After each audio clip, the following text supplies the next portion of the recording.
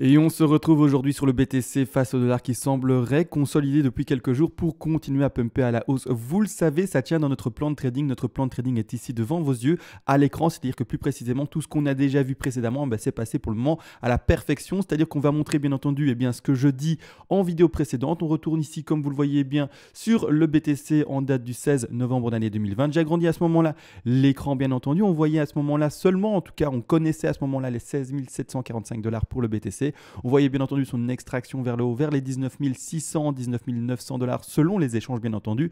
La correction vers le bas pour retrouver un niveau de support qui est bien finalement cette ligne rouge.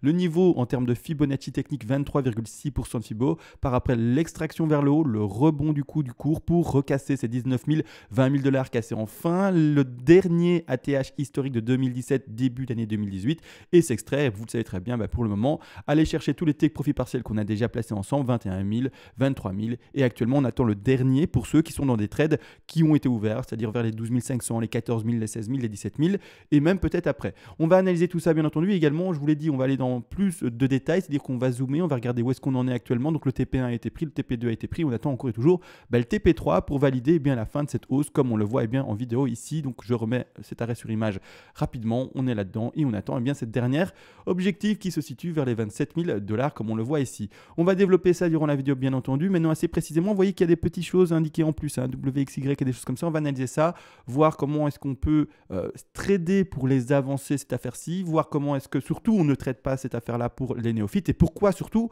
les néophytes vous n'allez pas le trader. J'insiste là-dessus. On va regarder ça durant cette vidéo bien entendu, mais malgré tout avant, il y a comme toujours la petite intro.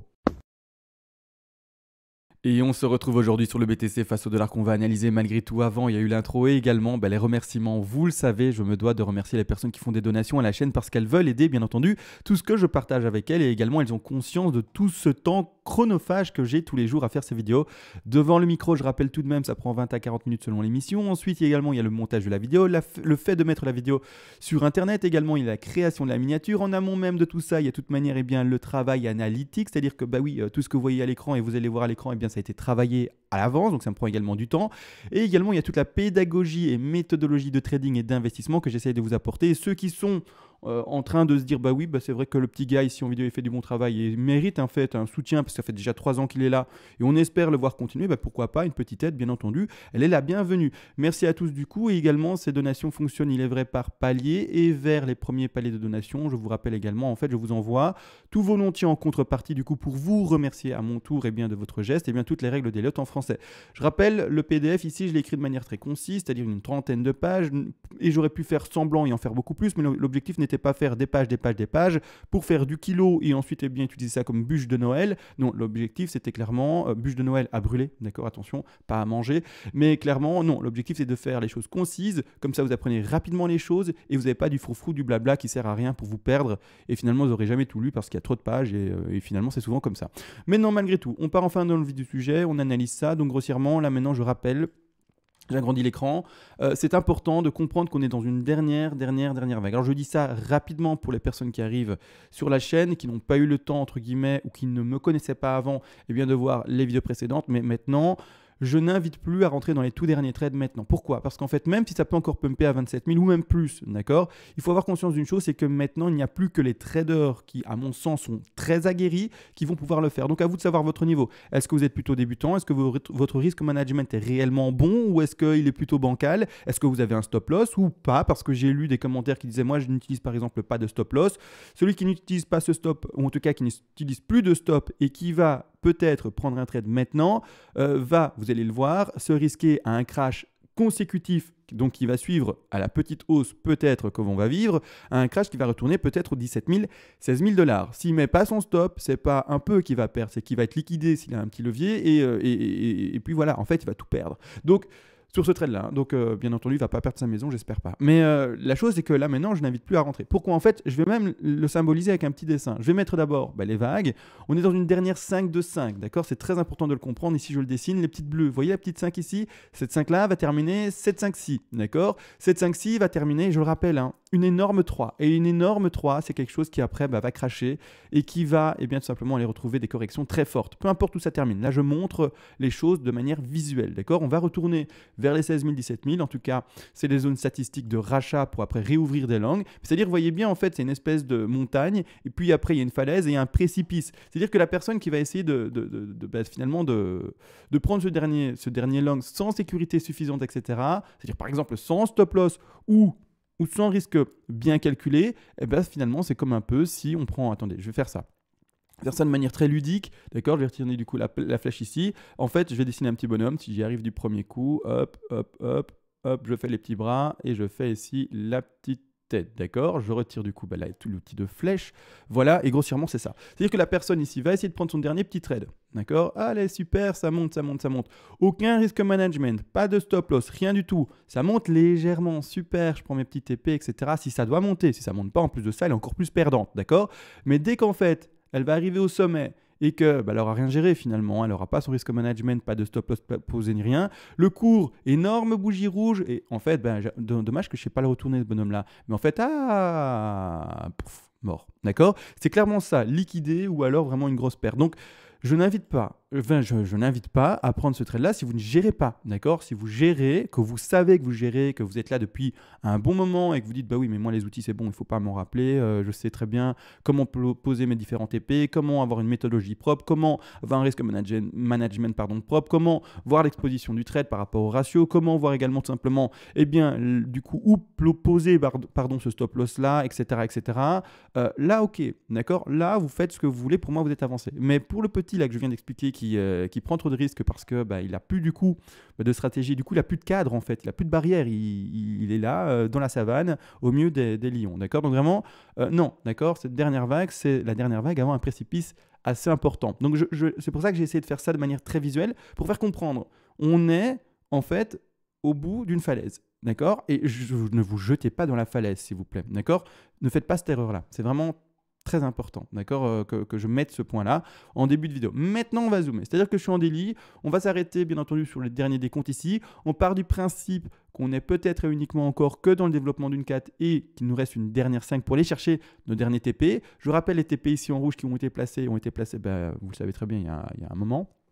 Il y a un moment, c'est-à-dire ici par exemple, l'arrêt sur image du 16 novembre est tellement propre, c'est pour ça que je remonte chaque fois celui-là, mais le 16 novembre, donc 1, 2, 3, et pour le moment on est où? On est aux alentours des 24 000 ici, on chipote là, d'accord, et on attend un dernier pump pour aller chercher celui-ci. Si ça n'arrive pas, c'est pas grave, on a pris TP1, TP2, TP-TQ, stop loss qui était blanc là mais légèrement déplacé, etc. Enfin bref, on s'est compris, c'est pas grave, hein, c'est la stratégie, etc. On n'est pas obligé d'aller chercher tous les TP, donc on n'est pas obligé d'aller chercher tout le TP, peu importe, ceux qui sont rentrés à 16 000, 14 000, 12 000, même 17 000, même peut-être un peu plus tard, vous êtes gagnant, il n'y a pas de souci là-dessus. Hein. Encore une fois, je rappelle toute la méthodologie et pourquoi il y a des TP. C'est pour ça, hein, les TP, c'est pour ne pas finalement se dire on va monter d'office à 27 000, ne jamais prendre de bénéfices pendant la course et pendant finalement la hausse du BTC, se retrouver à 26 000 et puis cracher, ne jamais toucher l'objectif qu'on s'était donné. Par exemple, dans ce trade-là de je ne revends que à 27 000, recracher, retoucher son point d'entrée et voire même aller en dessous, chercher son stop loss qui n'a peut-être même pas été déplacé et se faire avoir une grosse perte. Donc voilà, c'est pour ça, ce dernier trade-là, hein, TP, etc.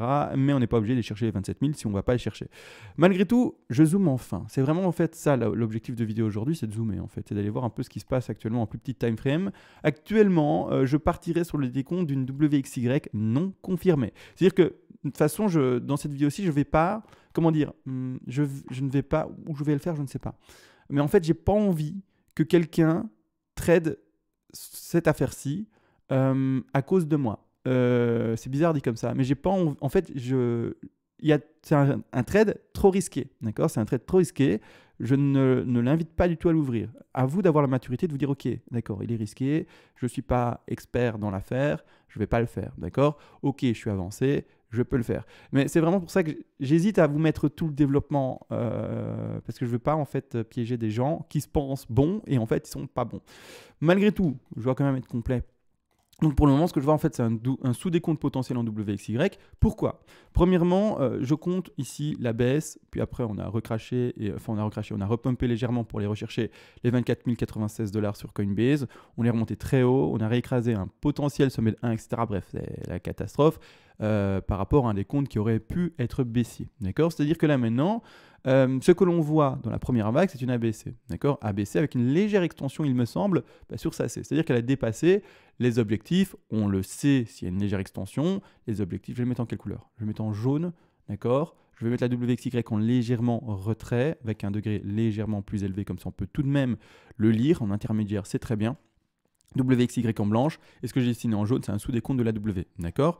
Ici, ben, voilà, A, B, C, 1, 2, 3, puis après on consolide et on est occupé pour le moment de rester à l'horizontale, entre guillemets. C'est-à-dire que je prends mon extension, je place ici ma A, je place ici ma B, ici, et regardez bien, on a été légèrement en extension, c'est-à-dire qu'on a dépassé l'objectif des 161,8 d'une C, mais c'est pas grave, ça existe, hein, pas pour autant que ça invalide les choses. Il faut savoir que oui, il y a des objectifs donnés, ça va nous permettre de mettre des take profit partiels, des points d'entrée, etc. Mais autrement, le cours n'est pas obligé de tout le temps et bien aller chercher à la perfection la chose. Il peut légèrement dépasser, voire même légèrement, voire même dépasser un peu plus. Donc ici, ça n'invalide pas la C, surtout après le développement qu'on a ici à droite. Maintenant ici, moi, ce que je préfère vous préciser, c'est que j'ai du mal, et je préfère être honnête, à décompter ceci. Alors, je ne vais pas vous mettre une figure définitive. Ça peut être une WXY, ça peut être autre chose, ça peut être... Franchement, là, je vous laisse, entre guillemets, vous débrouiller si vous voulez vraiment vous casser la tête à trouver ça. Moi, je vous le dis, je fais souvent confiance à mes fibos maintenant, et beaucoup plus confiance à mes fibos, plutôt qu'aux sous-décomptes, etc., qui se font en quart d'heure en horaire. C'est du temps perdu par rapport au style de trade que pour ma part, je fais, qui est du swing en journalier, même voire étalé sur des semaines. Donc non, je ne me casse plus la tête là-dessus. Je travaille plutôt les grandes figures, ceux qui veulent vraiment faire de l'intraday, vraiment faire même de l'analyse en horaire ou en quart d'heure, parce que vous faites du scalping ou que vous faites du swing à court terme, étalé sur quelques heures. Vous pouvez. Maintenant, moi, je ne me prends plus la tête là-dedans. Malgré tout, comme je fais beaucoup confiance à, on le sait très bien, mes fibos, eh bien, je prends mon fibo, je vais en bas ici de la potentielle W, d'accord? On est encore potentiellement dans ce développement où je n'ai pas encore fini toutes mes explications. Alors, pour certains, pour peut-être bien dans une ABC en flat, d'accord? Mais moi, je mets une WXY, je vais expliquer après pourquoi. Pour le moment, en tout cas.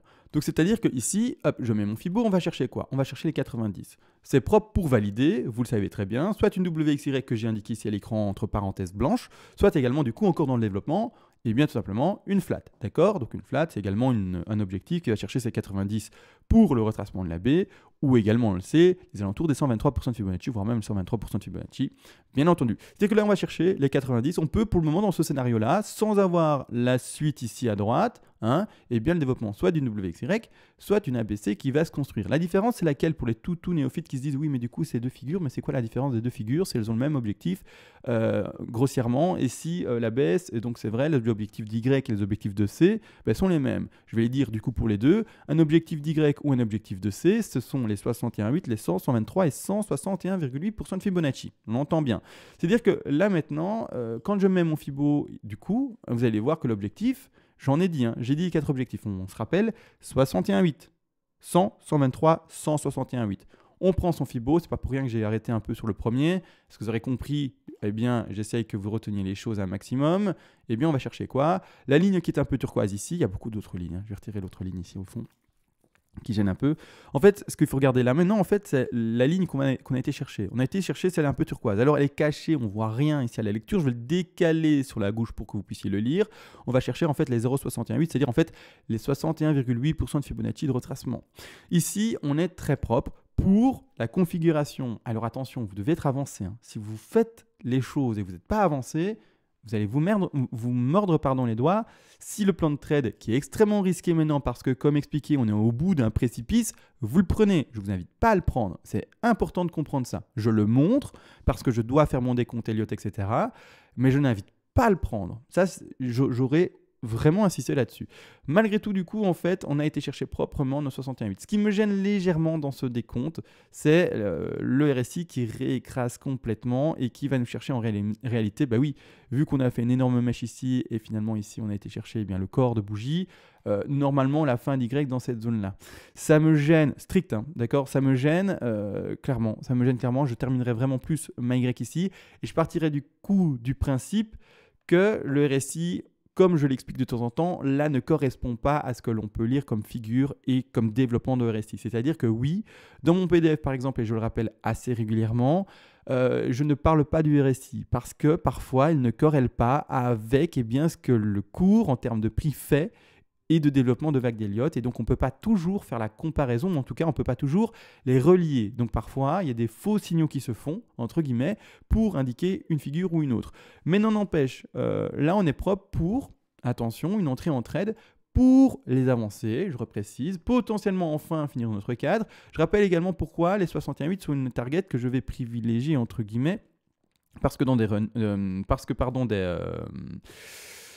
des bull runs, pardon, j'ai retrouvé mes propos. Souvent, on fait cette affaire-là. C'est-à-dire que je vais le montrer toujours des plus bas qui sont toujours plus hauts que leurs précédents plus bas. D'accord? C'est-à-dire que là, je vais aller sur un graphique vierge, donc vide, bien entendu. C'est-à-dire que grossièrement, quand on regarde ça, je suis en horaire, c'est horrible. Je vais passer peut-être en daily pour montrer ça de manière plus simple. Quand on regarde les dernières, finalement, phases de consolidation, donc ces espèces de phases d'escalier, on retrouve toujours un plus bas consécutif avec un suivant plus bas, toujours plus haut que son précédent plus bas. Donc en fait, on consolide et on fait que monter, d'accord? Dans des bull runs, c'est très très souvent comme ça. C'est un peu la même chose partout, c'est-à-dire qu'ici la même chose, je vais vous montrer partout en fait. On fait toujours un plus bas, toujours des plus bas suivants qui sont toujours plus haut que le précédent plus bas, ou en tout cas tous leurs précédents plus bas. La même chose pour les corrections importantes, c'est-à-dire que ici par exemple on voit une correction qui est assez importante, donc on a un dernier léger pump, on l'a vu, puis ensuite correction, mais malgré tout par après on a ce plus bas qui sera toujours plus haut par rapport au précédent plus bas. Il n'y a pas de réel enfoncement réel, donc même les grosses corrections qui commencent des vagues de plus grande envergure, etc., ne vont pas chercher plus profondément pour après rebondir. Donc vraiment, les précédents plus bas majeurs sont toujours des gros niveaux de support. Et c'est ce qu'on peut observer. Et par après, toujours. Donc toujours des plus bas, toujours plus haut, etc. Vraiment. Donc ici, on part du principe qu'on est encore et toujours dans cette dernière vague de hausse, qu'on veut aller chercher et tenir notre trade le plus longtemps possible, on l'a bien entendu. Et donc, on se dit, on va également, dans ce cas de figure-là, où on termine notre 3 là, qu'on fait enfin notre correction de 4 et qu'on fait enfin notre rebond, tout simplement, la même chose, un plus bas qui sera plus haut que son précédent plus bas on peut l'identifier ici. La figure du coup en WXY ici, comme vous pouvez ne pas le lire facilement, je vais quand même vite la réindiquer, c'est-à-dire une WXY, du coup pourquoi je dis ABC, je ne sais pas, mais c'est-à-dire ici W, X, oui sur le plus haut, hein, X pardon, et puis après on va chercher notre Y. On attend, on temporise de toute manière, ceux qui rentrent en trade là-dessus, je vais de toute façon expliquer également. Pour les avancées, je reprécise, c'est très important de savoir également si vous êtes avancé ou pas. Hein. C'est un travail sur vous-même, savoir où est-ce que vous en êtes, etc. Est-ce que je prends ou pas ce risque-là? Oui, non, mon risque management, où est-ce qu'il en est? Est-ce que si je prends ça, je vais perdre énormément et je vais encore une fois écrire dans les commentaires, je me suis pris une douille, d'accord? Donc attention à ça, hein. Non, ne vous prenez pas une douille, prenez juste une perte normale que vous avez prévue à l'avance, qui était du coup incluse dans votre risque management et du coup dans votre... c'est ça, parce qu'en fait, je fais souvent l'analogie avec un magasin qui prévoit ses pertes vis-à-vis des périmés, des cases, des vols, etc. Donc c'est un peu la même chose, il faut que ça soit prévu dans votre trade. La perte que vous allez peut-être faire à cause du fait que vous allez rentrer là-dedans, ça doit être prévu dans votre trade. Si tout ça, ce développement-là, vous ne l'avez pas encore, c'est que pour moi, vous n'êtes pas assez mature sur le marché, ou en tout cas pas assez de bouteilles, assez d'expérience que pour le faire. Je mets beaucoup mes précautions parce que vraiment, hein, je vous le dis, hein, précipice après c'est crash, hein, donc voilà, c'est important de le comprendre. Malgré tout, du coup, ici, celui qui rentrerait, imaginons on refait de nouveau une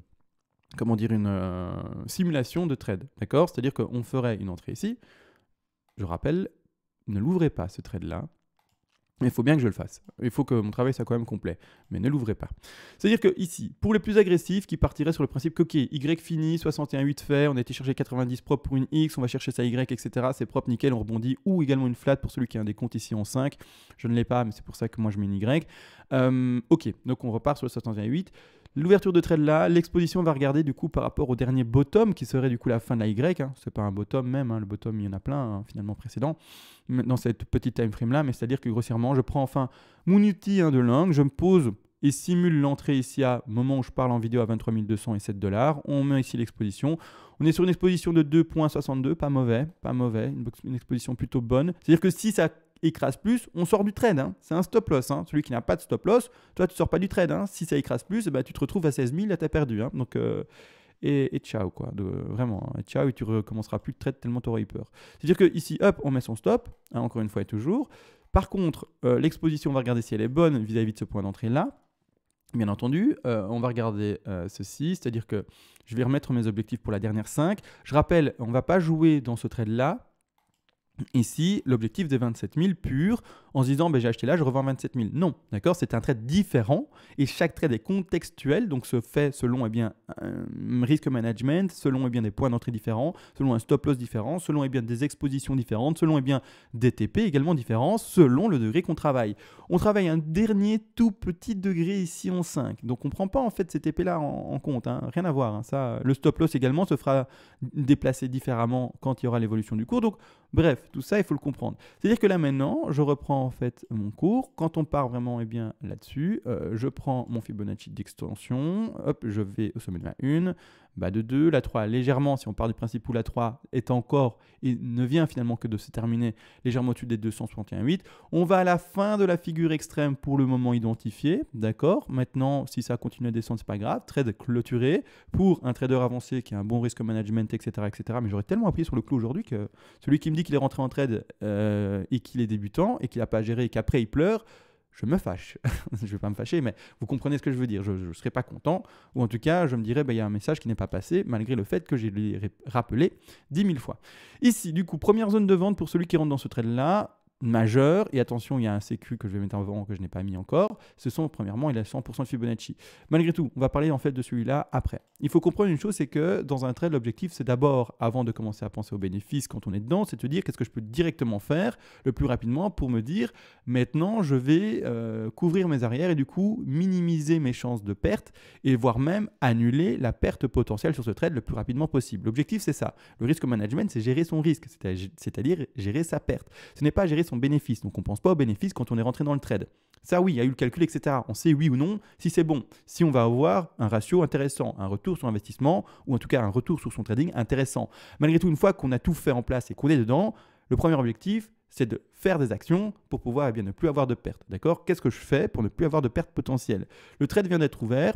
On attend soit une hausse, soit une baisse directement, et là c'est sorti de trade. Par contre, si la hausse s'effectue bel et bien, on va, alors je mets ça vite fait à droite, on va regarder après l'exposition, on va bien entendu prendre un TP de sécu. TP de sécu, c'est-à-dire qu'on prend encore une fois, non pas le TP majeur que je viens de placer là, je vais devoir en parler plus tard, mais un TP de sécu, on le prend régulièrement vers les 61,8, c'est-à-dire on reprend un profit partiel de sécu, donc je l'appelle souvent 0.5 pour ne pas dire que c'est un TP majeur numéro 1. Aux alentours ici, plus proprement des 23 751 $. Celui-là, il sert à quoi ? Il sert à couvrir les frais, si vous avez des frais, bien entendu. Il sert également tout simplement à diminuer la perte potentielle. Si on fait le cours, qu'est-ce qu'il faisait ? Il faisait ça, il montait légèrement, il allait chercher cette zone-là, et puis en fait après, qu'est-ce qu'il fait ? Il crash. Il sert à diminuer finalement la perte potentielle vis-à-vis de l'exposition du stop loss. Et également plus tard, si la chose se passe bien, vous allez avoir un peu plus de bénéfices. Si vous avez le courage, ou en tout cas, vous voyez que le cours, parce que là c'est un peu tôt en fait pour déplacer le stop, je trouve. C'est-à-dire que grossièrement, si le cours nous faisait quelque chose comme ça, voilà, il pump, peu importe, s'il doit pumper, il monte, il monte, il monte. Vous dites, ok, il n'a pas encore pris le TP1, peu importe, mais du coup, moi, je suis un peu plus agressif, je monte mon stop à mon point d'entrée, d'accord, ça a déjà une belle hausse, etc. Si on descend plus bas, j'invalide la chose et donc je sors de position. À ce moment-là, vous avez compris, en montant ce stop qui était là-bas en dessous, regardez l'exposition, vous le diminuez à 0. Il n'y a plus de risque, d'accord, vous le diminuez à 0. Donc ici, je peux aller à 0. Donc vous le diminuez à 0, il n'y a plus de perte potentielle par rapport à ça. Et donc, le fait d'avoir pris ça, et si au jamais on n'allait jamais chercher notre TP numéro 1, et qu'après, ça crachait, et au lieu de toucher ici les 24 000 et quelques dollars, on crachait avant, et du coup, vous aurez quand même un peu de bénéfice. C'est à ça que ça sert. C'est à ça que ça sert, le TP de sécu. C'est vraiment un tout petit TP, 10-15%, juste pour se dire, je prends un peu de bénéfice et je fais en sorte de plus rapidement possible de ne pas avoir de perte potentielle. D'accord ? Malgré tout, maintenant, on a fait notre petit TP de sécu, parler, expliquer, placer. Vous pouvez également prendre plusieurs intermédiaires, diviser, etc. si vous êtes encore plus sur la défensive, mais ça, je ne vais pas expliquer aujourd'hui. Je l'ai déjà fait souvent et j'ai pas envie de faire une vidéo trop longue aujourd'hui parce que vous savez bien, c'est Noël, donc bonne fête à tous d'ailleurs. Moi, je fais ça en après-midi à cause du confinement. Et à cause de la bulle qu'on doit garder, donc je fais ça en après-midi. On fait ça en après-midi, ça sera plus simple. On sera vraiment pas beaucoup. On sera ma famille et mes parents. Et puis c'est tout. Ça fait pas beaucoup, ça fait 6 personnes maximum. Donc on n'est vraiment pas beaucoup. Donc maintenant, du coup, on va monter. Ça fait 100%. Donc là, c'est un TP majeur. C'est un TP déjà beaucoup plus important dans sa prise de take profit partiel à 24 457 $. TP numéro 2 également du coup à placer pour ce trade-là potentiel au 161,8. Lui se situera plus précisément à 25 600 $. Et également, on ira chercher ce dernier TP également pour ce petit trade dans cette petite time frame aux 261,8% de Fibonacci qui sont plus précisément les 27 448 $. Là ici vous avez les 3 TP majeurs, le TP de sécu qui a été placé ici à gauche. Ce TP ici corrèle pas mal avec le TP qu'on a des targets, des figures de plus grand degré, mais vous ne devez pas prendre ces targets là en considération. Vous dans ce trade là, vous prenez bel et bien ces 3 petites targets là. D'accord? Par après n'oubliez pas, je le rappelle tout de même la tenue d'un trade complète.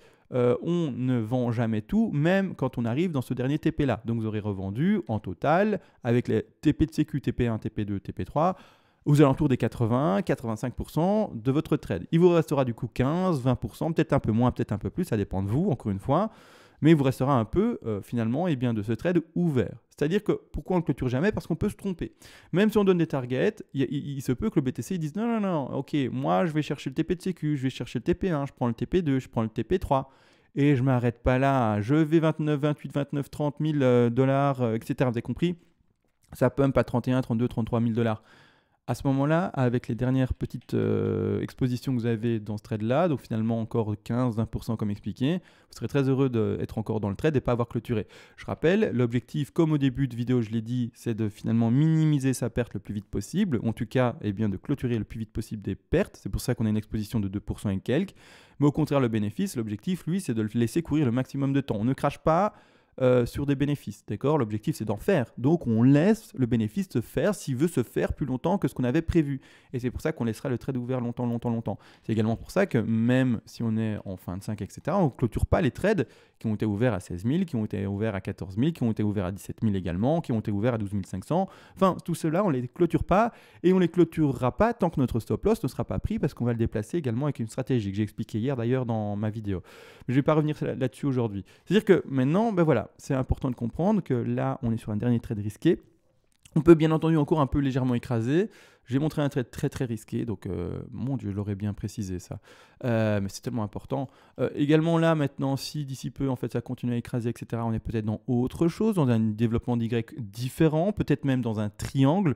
C'est pour ça, hein, je vous montre ce que je peux lire maintenant, mais je ne vais pas plus loin dans finalement l'élaboration de ça parce que clairement, on peut très bien faire une WXY un peu plus profonde avec une sous-figure un peu plus complexe, aller chercher les 100% de Fibonacci également. C'est-à-dire que par exemple, en faisant les 100, est-ce qu'on irait en dessous? Ah oui, les 100, non, on irait en dessous.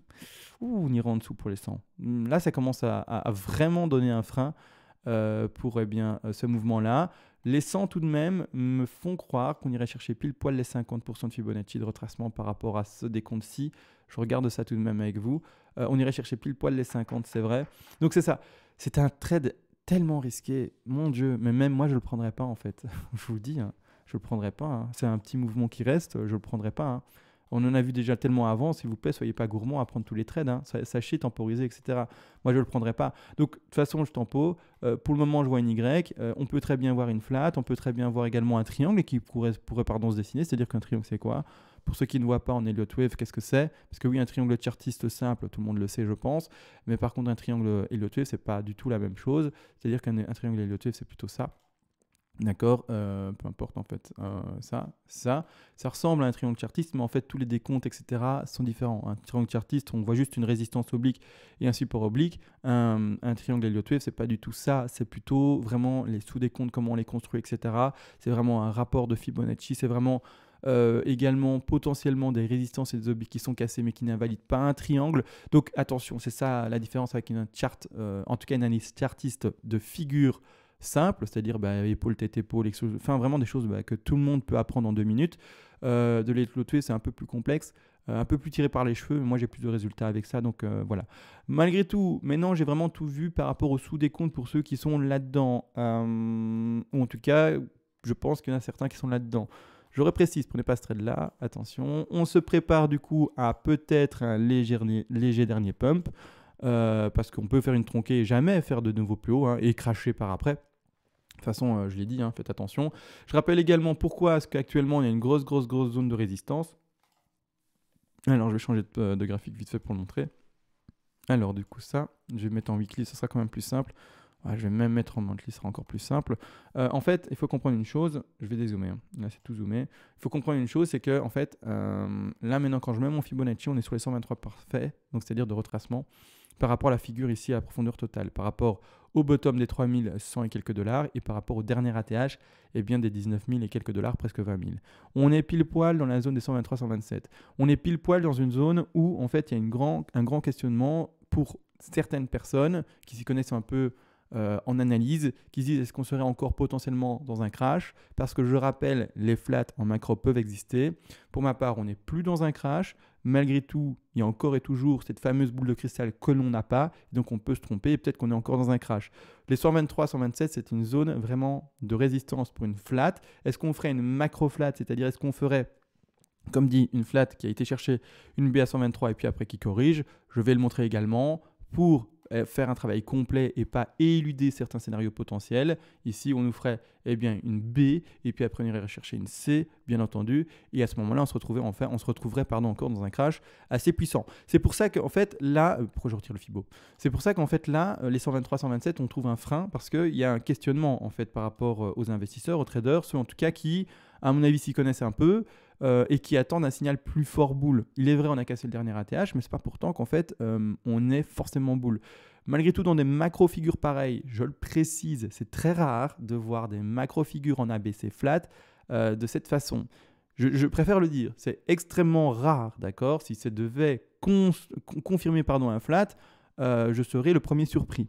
Je préfère le dire. C'est vraiment très rare de voir des figures pareilles en macro, en vraiment macro. Là, c'est des figures qui s'étalent. À cause de mon logo, vous ne le voyez pas, mais tant mieux finalement, parce que l'objectif, c'est de cacher les dates, parce qu'on ne sait pas travailler les dates. Mais ici, je veux juste vous dire, depuis en fait l'ATH de fin d'année 2017, actuellement, ce serait rare et vraiment étonnant qu'on se retrouve vraiment dans une phase de crash. La plupart du temps, quand on peut analyser les bull runs précédents, et puis même sur n'importe quel actif, tout simplement, il faut comprendre une chose, c'est qu'une fois qu'on a cassé l'ATH, on n'a jamais en fait bien désaffirmé le fait qu'on soit rentré dans un nouveau bull run. C'est un peu la même chose ici.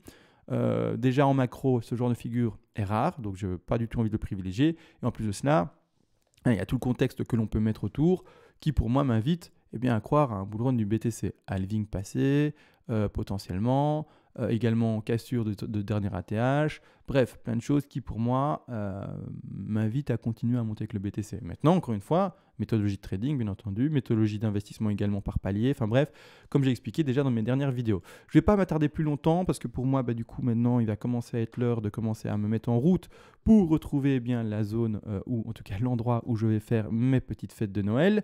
Je vous laisse du coup, je vous souhaite à tous du coup une bonne après-midi. On se retrouve ce soir, hein. Je serai là sûr, je serai disponible, je serai rentré chez moi donc il n'y aura pas de souci. Et du coup, voilà, on se revoit du coup à ce soir parce qu'il y a de l'analyse à continuer à faire. Je devais faire une analyse plus complète sur le développement d'une énorme 4, mais je me suis dit, vas-y, fais un truc un peu plus détaillé maintenant, ça fait un moment que tu n'as pas fait ça, refais ça, et puis ce soir, tu prendras le temps de faire autre chose avec plus de bougies, etc. Et en plus, avec plus de confirmation sur le cours, c'est encore mieux. Donc voilà, maintenant tout a été réellement dit. Bonne soirée, bonne journée à tous, pardon.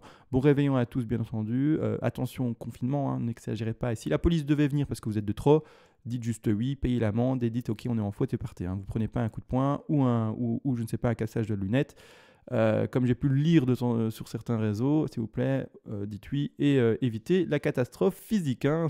Faites attention à votre corps et l'argent, finalement, ce n'est que de l'argent. Hein. Sur ce, on se laisse et ciao.